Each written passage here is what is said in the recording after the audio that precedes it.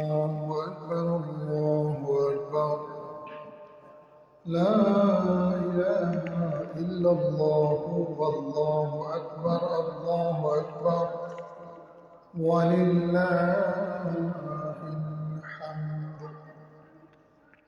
الله أكبر الله أكبر لا إله إلا الله والله أكبر الله أكبر ولله الحمد الله أكبر الله أكبر لا إله إلا الله والله أكبر الله أكبر ولله الحمد نحمده ونستعينه ونستغفره ونؤمن به ونتوكل عليه ونعوذ بالله من شرور أنفسنا ومن سيئات أعمالنا من يهد الله فلا مضل له ومن يضلله فلا هادي له ونشهد أن لا إله إلا الله وحده لا شريك له ونشهد أن سيدنا ومولانا محمدا عبده ورسوله صلى الله تعالى عليه وعلى آله وأصحابه وبارك وسلم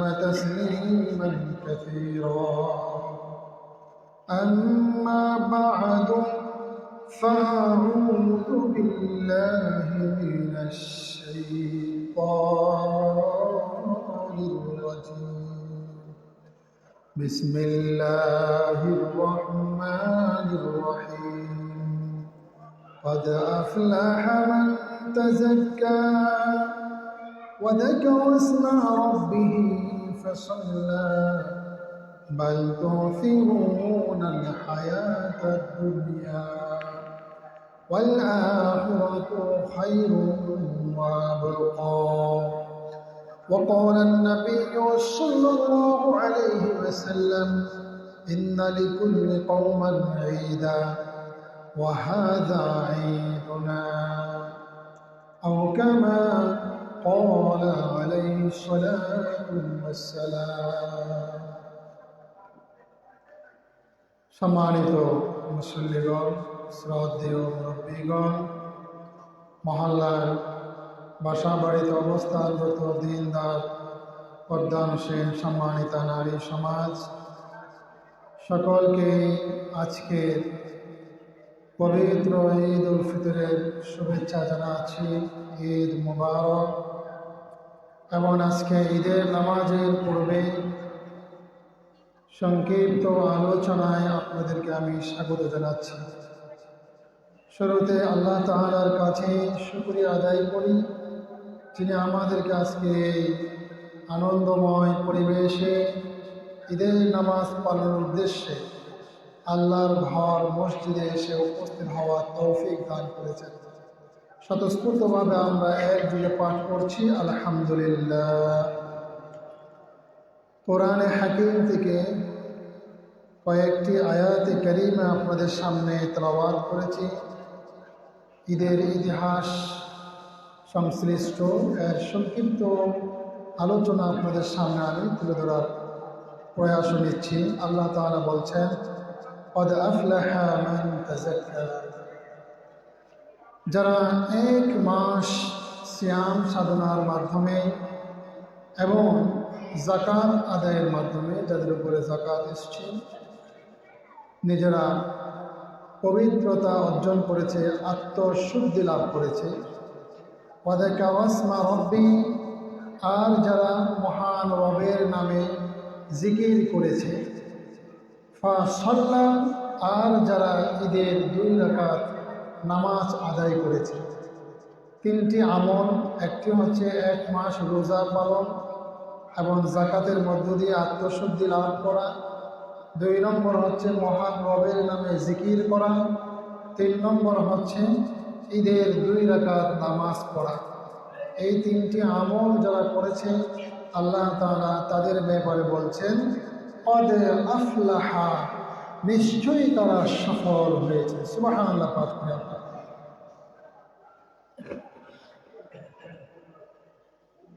রোজা এবং যাকাত আদায় আমরা আলহামদুলিল্লাহ যাদের উপরে যাকাত এবং রোজা আমাদের সকলের উপরে আমরা করে এসেছি।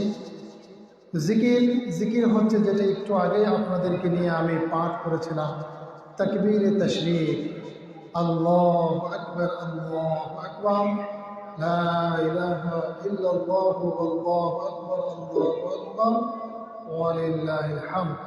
এই তাকবীরে তাশরীকটাকে কোরআনে হাকিমের মধ্যে জিকির বলে উল্লেখ করা হয়েছে, তাফসীরের মধ্যে এসেছে। এই আমল যারা করেছে, আর এই যে আমরা নামাজের জন্য ওয়েট করতেছি, আমাদের মুসলিমরা আসবেন, আমরা কিছুক্ষণের মধ্যে ঈদের জামাত শুরু করতে যাচ্ছি ইনশাআল্লাহ। তো ঈদের নামাজ আমরা পালন করব।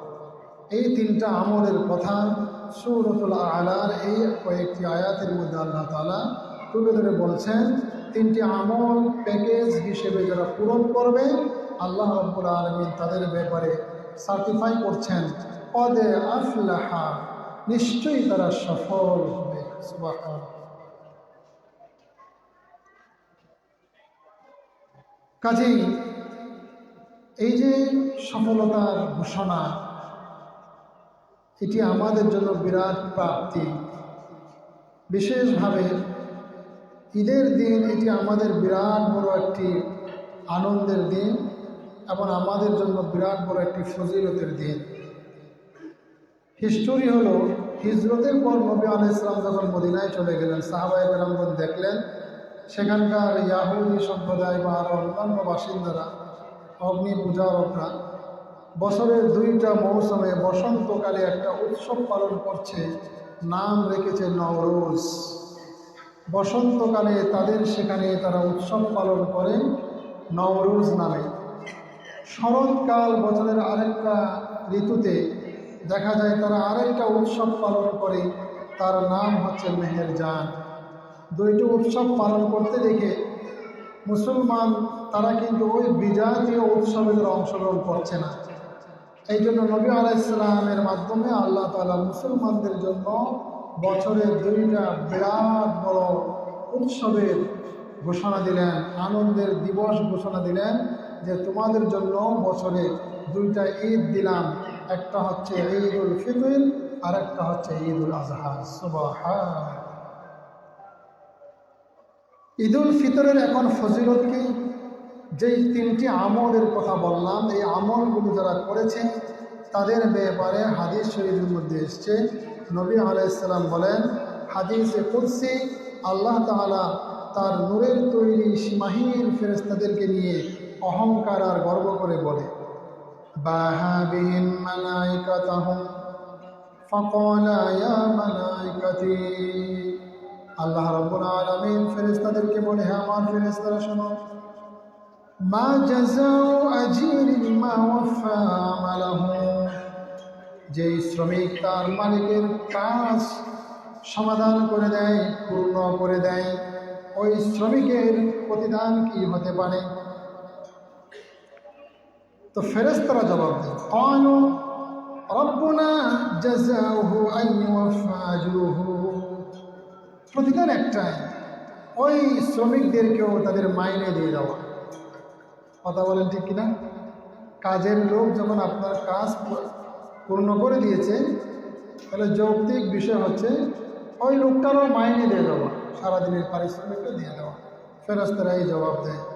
আল্লাহ তাআলা এবার বলে, ক্বালা মালাইকাতি, হে আমার ফেরেশতারা, আবিদি ওয়া আমাই কদাউ ফরিয়তি, আমার বান্দা বান্দিরা তাদের উপরে অর্পিত গুরু দায়িত্ব রমজান শরীফের রোজা পালন করেছে, যাকাত আদায় করেছে, ফিতরা আদায় করেছে। সুম্মা খারাজু ইয়াউজ্জুনা ইলা দুআ, এরপরে তারা বের হয়েছে বাসা থেকে দোয়া করতে করতে, আল্লাহু আকবার আল্লাহু আকবার লা ইলাহা, সবাই লা ইলাহা ইল্লাল্লাহু আল্লাহু আকবার, আল্লাহু আকবার, ওয়ালিল্লাহিল হামদ। আল্লাহ তাআলা বলেন এই দোয়া পড়তে পড়তে তারা বাইর হয়েছে নামাজ আদায় করবে। এখন আমি আমার ইজ্জতের শপথ নিয়ে বলছি, ও ইজ্জতি ও জালালি, আমার ইজ্জত সম্মান, ও কারমি আমার বুজুর্গির সম্মান, ওয়া উলুফি ওয়া ইরতিফাই মাকানি, মহান রবের যে সুউচ্চ মর্যাদা রয়েছে সেই মর্যাদার শপথ নিয়ে বলছি, লা উজিবান্নাহুম, তারা সেইখানে গিয়ে ঈদের নামাজের পর দোয়ার মধ্যে যা যা দোয়া করবে, লা উজিবান্নাহুম, আমি আল্লাহ আমার বান্দা বান্দীদের সেই দোয়াগুলোকে কবুল করে। সুবহানাল্লাহ, আওয়াজ আরও আসতে হবে নাকি? জোরে বলে সুবহানাল্লাহ। আমার কথা বলতে একটু কষ্ট হচ্ছে, আমি অসুস্থ, আপনারা জানেন, তো সুবহানাল্লাহ আওয়াজ হতে হবে জোরে, সুবহানাল্লাহ। এখন ফায়াকুলু, তখন আল্লাহ তাআলা নবী আলাইহিস সালাম বলছেন যে শোনো, এরপরে কি হয়? এরপরে ইরজিউ কাদ গাফারতু লাকুম, আল্লাহ তাআলা বলেন বান্দারা যাও, ফিরে যাও, কাদ গাফারতু লাকুম, তোমাদেরকে আমি মাফ করে দিয়েছি। ওয়া বাদদালতু সাইয়্যাতাকুম হাসানাত, শুধু মাফ করে দেই নাই, মাহে রমজান ভেবে রোজা রেখেছ, যাকাত দিয়েছ, সদকাতুল ফিতর দিয়েছ, তাকবীরে তাশরিক পড়েছ, ঈদের নামাজ পড়েছ, এতগুলো আমল তোমরা করেছ, তোমাদেরকে শুধু মাফ করে দিয়েছি তা নয়, তোমাদের আমল নামায় যে গুনাহগুলো রয়েছে গুনাহগুলোর বিপরীতে সম পরিমাণের নেকি তোমাদেরকে দান করা হয়েছে। যার যে পরিমাণ গুনাহ শর্ত অনুযায়ী, শর্তবিহীন নয়, যে শর্তগুলো আমি বারবার বলছি, রোজা রেখেছে, যাকাত দিয়েছে, সদকাতুল ফিতর করেছে, তাকবীরে তাশরিক করেছে, ঈদের নামাজ পড়েছে, এই শর্ত, সে অনুযায়ী তাদের গুনাহ থাকলেও গুনাহগুলোর সমপরিমাণ আল্লাহ তাআলা নেকি দ্বারা পরিবর্তন করে দিয়ে বলে যাও তোমরা ফিরে যাও। ক্বালা, নবী আলাইহিস সালাম বলেন ফায়ারজিউনা মাগফুরুন লাহুম, তারা এরপরে নিষ্পাপ হয়ে বাসা বাড়িতে ফিরে যায়। হাদিসগুলো আপনাদের সামনে রাখলাম। আল্লাহ তাআলা আমাদের সকলকে আজকের ঈদের দিনে নিষ্পাপ হয়ে আমাদের ঘরে ফেরার তৌফিক দান করেন। আল্লাহ তাআলা আমাদের গুনাহগুলোকে মাফ করে দেন আর আমাদের জন্য আল্লাহ তাআলা কল্যাণের ফয়সালা করুন। সকলে বলে আমিন। ঈদের দিনের ফজিলত আমরা শুনলাম। আজকের দিনের এবং এই মাসের একটা করণীয় আছে, এই হাদিসটা বলে আমরা আমাদের আজকের ঈদের নামাজের দিকে আমরা চলে যাব। আজকের দিনের করণীয়র মধ্যে সবচেয়ে গুরুত্বপূর্ণ হচ্ছে ঈদের নামাজ। ঈদের নামাজের নিয়মটা বলছি, যারা আসতেছেন আপনারা কাতারবদ্ধ হয়ে যান। তো এই মাসে একটি আমল রয়েছে, গোটা মাসের মধ্যে করলেই হবে। সে আমলটা কি? নবী আলাইহিস সালাম বলেছেন, মান সামা রমাদান, মাহে রমজানের যারা রোজা রাখছে, সুম্মা আতবাহু সিত্তাম মিন শাওয়াল, শাওয়াল মাসের ভিতরে ভিতরে অতিরিক্ত আরও 6টি রোজা রেখেছে, কানা কাসিয়ামিদ দাহারি, যেন সে সারা বছর রোজা রেখেছে। সারা বছর রোজা রাখলে যে সওয়াব হবে, এই 6টি রোজা যদি শাওয়াল মাসের ভিতরে ভিতরে কেউ রেখে দেয়, একসাথে হোক ভেঙ্গে ভেঙ্গে হোক রেখে দেয়, আল্লাহ রাব্বুল আলামিন তাকে পূর্ণ বছর রোজা রাখার সওয়াব দান করবেন। সুবহানাল্লাহ। নারী হোক পুরুষ হোক, কোনো অসুবিধা নেই, কারণ প্রত্যেকটা আমলের বিপরীতে 10 গুণ সওয়াব আল্লাহ তাআলা দান করেন। 30 রোজায় এখানে 10 দিয়ে গুণ দিলে 300 হয়ে যায়।